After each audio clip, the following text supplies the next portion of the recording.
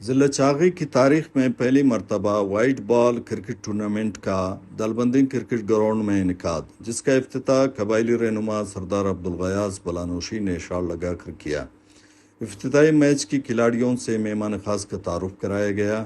Tournament committee کے لیے مہمان خاص نے 50,000 روپے، فائنل کے ونر ٹیم کے لیے 20,000 روپے اور رنر ٹیم کے لیے بیٹ دینے کا اعلان کیا۔ اس موقع پر ٹورنامنٹ آرگنائزر شہزاد امام بلانوشی، حاجی مولا بخش بڑیچ، شیردل مجا سمالانی و دیگر موجود تھے۔ ٹورنامنٹ کا افتتاحی میچ ایس کے ڈولفن کرکٹ کلب اور بلیپ کاؤنٹی کرکٹ کلب کے درمیان کھیلا گیا۔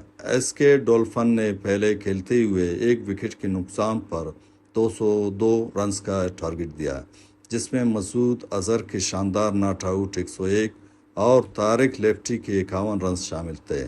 مطلوبہ ہدف کے تعاقب کرتے ہوئے بلیف کاؤنٹی کی پوری ٹیم 117 رنز بنا کر آؤٹ ہو گئی۔